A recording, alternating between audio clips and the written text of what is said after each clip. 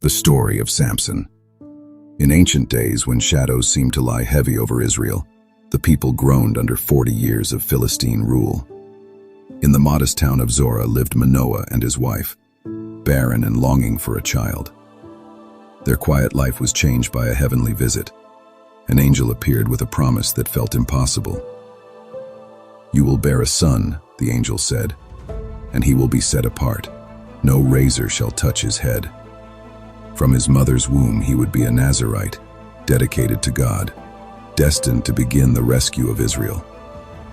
When the boy was born, they named him Samson. From the start, his life carried a sense of destiny, the hush that follows a portent, the way people lean forward when something great is about to unfold. The Spirit of the Lord began to stir in him as he grew, strength that wasn't merely muscle but a sacred power paired with a lifelong vow. His hair grew unchecked, a visible sign of his commitment and the source of a mystery everyone would one day notice. Samson's youth was restless and marked by impulsive choices. Even his desire for a Philistine woman in Timnah seemed ordinary, until you realize God was already at work, shaping events through human choices. The trip to Timnah set the stage for the first of many encounters where Samson's raw strength would collide with personal temptation and national conflict. Walking the narrow paths through the woodlands, the air heavy with pine and dust, he had no idea how quickly an ordinary journey would become a turning point. The quiet of the forest turned ominous, and the world seemed to hold its breath as what came next would reveal both his calling and the volatile human heart behind it. As Samson made his way to Timnah, the forest erupted with a sudden roar. A young lion, fierce and wild, leapt from the brush. In that split second, the Spirit of the Lord seized him, not as a cloak but as a surge. With a strength that stunned the senses, Samson tore the beast apart with his bare hands, as one might tear a young goat. The carcass was left behind like a strange trophy, and Samson kept the deed secret, as if the world were not yet ready for such a miracle. Later, returning to marry the woman who had captured his eye, Samson paused at the lion's carcass and discovered honey. A swarm of bees had nested within. He scooped out the sweet treasure and ate, delighting in an unexpected gift born from violence. At his wedding feast, he posed a riddle to 30 Philistine companions. Out of the eater came something to eat. Out of the strong came something sweet. The riddle was clever and cryptic, binding riddle and deed together. When his new wife betrayed the riddle to her people, Samson's fury blazed like tinder. The Philistines teased him by giving his bride away, and Samson answered with extreme cunning. He caught 300 foxes, tied their tails together in pairs, fastened burning torches to them, and set them loose in the Philistine fields.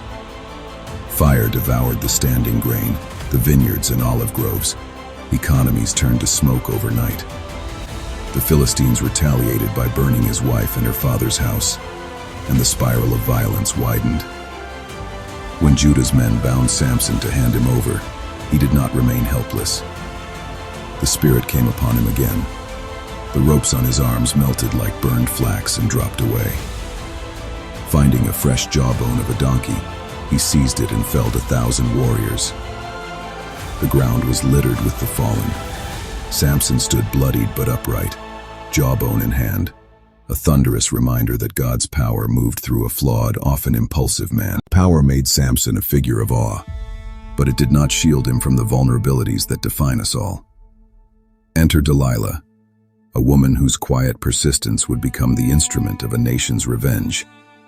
The Philistine rulers, hungry to control the man who had humiliated them, bribed her with silver to learn the secret of his strength. Delilah's questions were soft as a whisper, but relentless, wearing down Samson night after night. He fooled her twice, bowstrings and woven braids tested in mock alarms, each time freeing himself with the same force that had toppled men before. But Delilah only intensified her pleading, until the weight of her insistence and his weariness broke him. In a moment of private surrender, he confessed the Nazirite vow. No razor had ever touched his hair. If his head were shaved, his strength would leave him. That betrayal of a sacred trust cost him everything. As he slept in her lap, Delilah roused a conspirator to shave his head. Strength drained like light from a room. The Philistines seized him, gouged out his eyes, and bound him in bronze shackles. They put him to grind grain in a prison house, mocking the one who had once answered roars with an empty jawbone. Yet even in blindness and chains, life's strange mercy endured. His hair began to grow again, the slow, stubborn sign of what had been lost and might be restored. When the Philistines gathered for a festival to their god, bragging that their enemy lay helpless, they dragged Samson out to entertain the crowd. 3,000 people filled the temple, reveling. Samson, led between the temple's central pillars, reached out and steadied himself. He prayed, not for rescue, but for one final act of purpose. Sovereign Lord, remember me. Strengthen me once more. Bracing his hands on the two main pillars, he pushed with everything left in him. The temple shook, the roof collapsed, and in that sacrifice he redeemed a violent life with a devastating, purposeful end. They carried Samson home. His brothers and his father's whole family brought him back and buried him between Zorah and Eshtaol. For 20 years he had been a judge of Israel, a complex figure whose story refuses to fit tidy categories. Samson's life is a study in paradox, divine calling and human frailty, spectacular victories and bitter consequences.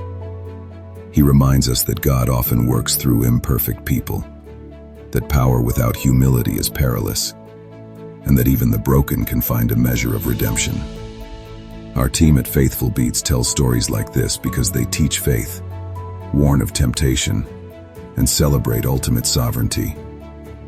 If you want children and families everywhere to learn the Bible through animated movies, you can help make longer, full-length films possible.